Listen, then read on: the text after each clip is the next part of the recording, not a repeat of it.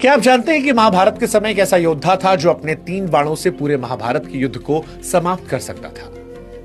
मैं बात कर रहा हूं बर्बरीक के बारे में। बर्बरीक के पास 3 बाण थे और उसको यह वरदान प्राप्त था कि जब वो अपना पहला बाण चलाएगा तो उसका दुश्मन चाहे दुनिया में कहीं बैठा हो, तीर जाकर उसे ही लगेगा, निशाना चूकेगा नहीं। दूसरा तीर एक बार में ही लाखों की सेना को खत्म कर सकता था और तीसरा तीर ऐसा था जिसको चलाने पर पहले दोनों तीर वापस आ जाते थे।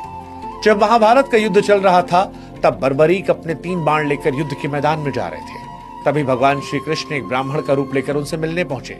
श्री कृष्ण ने पूछा कि आप कहां जा रहे हैं? बर्बरीक ने कहा कि महाभारत के युद्ध में भाग लेने, क्योंकि उनकी मां ने कहा था जाओ युद्ध लड़ो, कमजोरों का सहारा बनो। ये सुनकर श्री कृष्ण हैरान हो गए, क्योंकि उनको पता था युद्ध कौन जीतने वाला है। फिर उन्होंने रणनीति बनाई। कहा यदि तुम इतने शक्तिशाली हो तो इन सारे पत्तों को अपने बाणों से एक बार छेद के दिखाओ। बर्बरीक ने एक बाण चलाया और सभी पेड़ों के सभी पत्तों को छेदता हुआ अंततः श्री कृष्ण के चरणों में आकर रुक गया, क्योंकि श्री कृष्ण ने एक पत्ता अपने पैरों के नीचे दबा रखा था। ये देखकर बर्बरीक समझ गए कि उनके सामने कोई साधारण ब्राह्मण नहीं खड़े हैं। बर्बरीक ने श्री कृष्ण से पूछा, आप कौन हैं? भगवान श्री कृष्ण ने अपना असली रूप दिखाया और बर्बरीक चौंक गए। कहा कि आप तो मेरे गुरु हैं। श्री कृष्ण ने कहा, अगर मैं तुम्हारा गुरु हूं तो क्या गुरु दक्षिणा नहीं दोगे?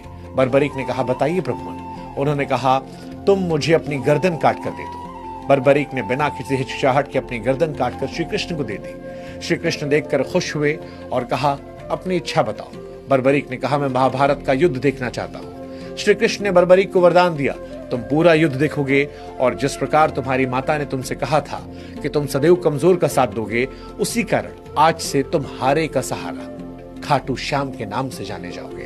ये कहानी खाटू श्याम की महिमा की।